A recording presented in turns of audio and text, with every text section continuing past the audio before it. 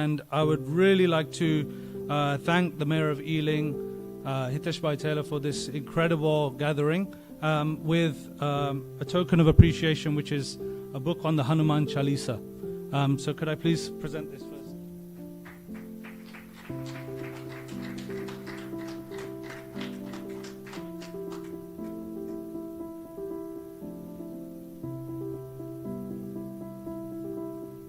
It's important for many reasons, and I think it's the perfect place to hold such a gathering, because for me, this Jalaram Mandir exemplifies not just spirituality, but the essence of spirituality, which is social action. So please, can we raise a big round of applause for all the trustees of the temple and devotees who do such tremendous service. You know, sisters and brothers, I'd like to also embarrass my son, who recently we sat and recited the entire Bhagavad Gita before the new year. And so he's sitting here. So please, if you don't mind giving a little round of applause to him who's sitting here. It was a 6-hour recitation that we sat through together. And after that recitation, a family member recently asked him, well, what's it all about? What was the essence of it then? And he was like, oh, I'm not quite sure. And then I was kind of taken aback by his response, because I'm born here in the UK. My mother was also born here in the UK, and I expect my son immediately to understand the Bhagavad Gita. And when you think about it, we're talking about the world's oldest living religion. We're talking about the essence of the Vedas, which are thousands upon thousands of years old, of wisdom, of psychological, spiritual, emotional, social heritage. We're talking about the essence of these Vedas. The Rig Veda is the oldest religious text of the world. We're talking about the essence of the Mahabharata, which is 1 million words long. It is longer than the Odyssey, the Iliad, all of the major epics of the world. And the Bhagavad Gita, in its 18 chapters, is supposed to be the essence of these texts. And this family member is asking my young 13-year-old son to give the essence of what you learned. Well, each verse of the Gita could be spoken about for hours. How does one do such a thing? It's a very difficult thing. And I would say today I stand before you all with an important request, and the essence of today's gathering is to give some effort, energy, for all of us gathered here, not just those who define themselves as a Hindu, because nowhere in the Hindu text do they say for only the Hindus. It's sarvam, for all living beings, for all of us. So we are all custodians of this essential message.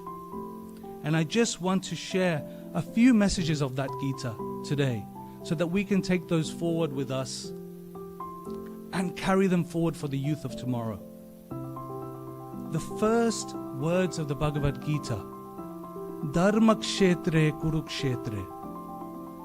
In the field of Dharma, it's the field of life.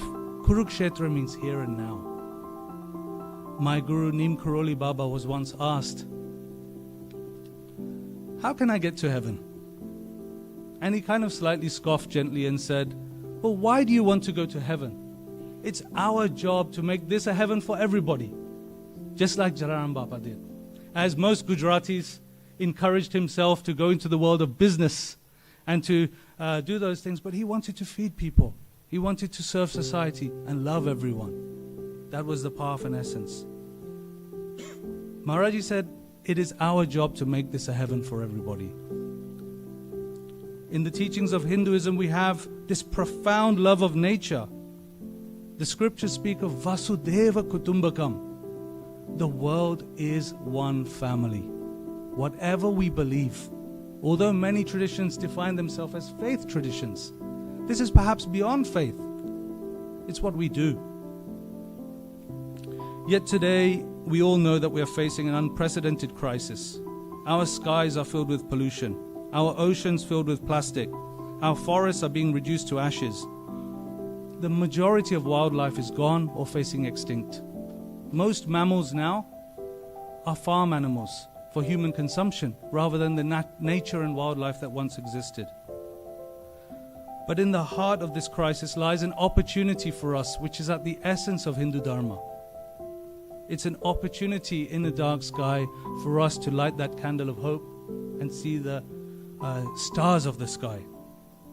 Sri Krishna in the Bhagavad Gita says, Loka sangraham evapi sampashyam kartum arhasi.